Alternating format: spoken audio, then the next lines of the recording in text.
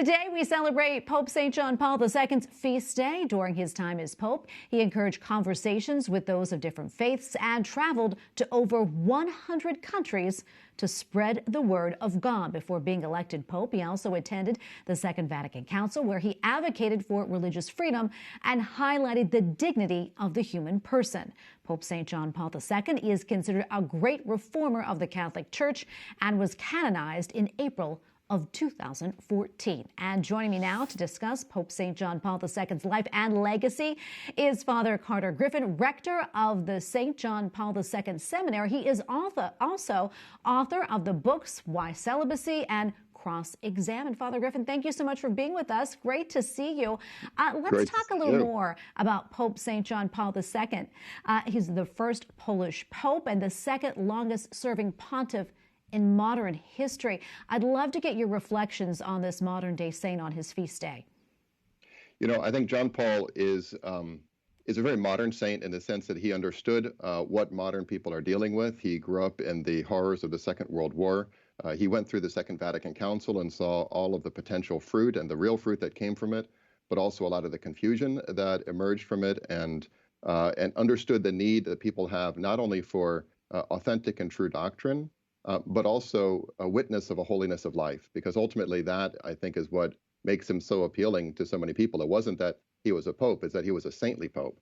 So he's a great example, I think, for us, and offers tremendous numbers of lessons for people today. Yeah, and as you well know, he was also known for his ability to have conversations with those of other faiths. Can you discuss with us, why that is so important and the lessons that we can learn from him?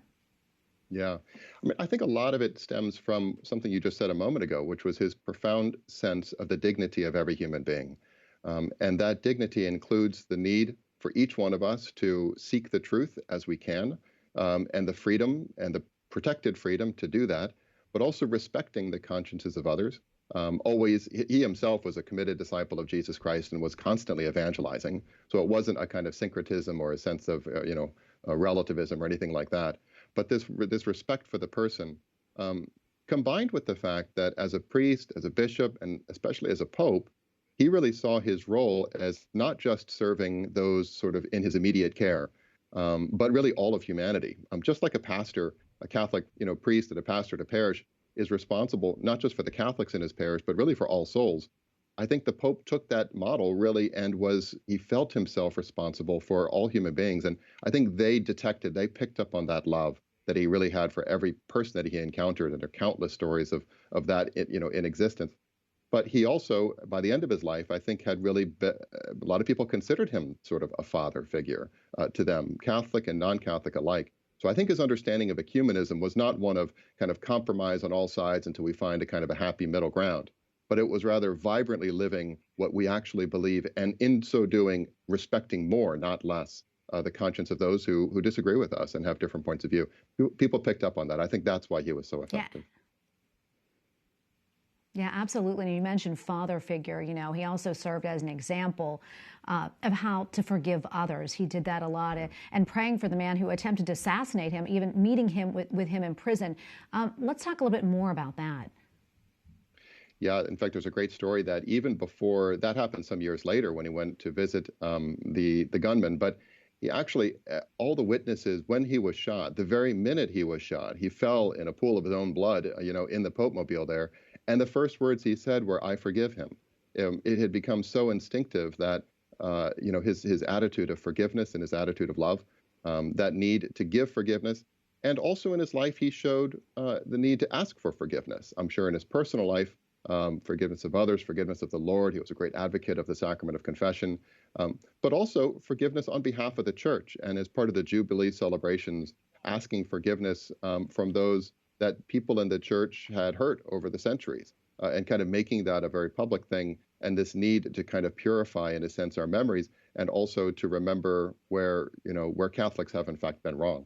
So I think he was a man of forgiveness, but also a man who showed others how to ask for forgiveness very effectively. We don't have a whole lot of time left, but I do want to talk about this before we go. Your seminary, as you mentioned, is named after St. John Paul II. Can you tell us how your work at the seminary helps to keep his spirit and his message alive? Well, I hope that we're able to give an example of what it means to be a great and holy, bold priest like John Paul, committed to the truth, but also just giving himself so generously and evangelically to people around him. He had a real thirst for souls. He was a great example in that sense for seminarians to become priests like him. And also, he was a big part of the reform of seminaries that has taken place over the last decades that a lot of people, I think, aren't aware of. But his landmark document, Pastores Dalbo Vobis, I Will Give You Shepherds, really has become a kind of a Bible, for a second Bible, for seminaries to form men who are prepared to become shepherds, worthy shepherds that our people so desperately deserve and need today. Oh, Father Griffin, thank you so much for your time today. We appreciate it. God bless you. God bless you. Thanks for having me.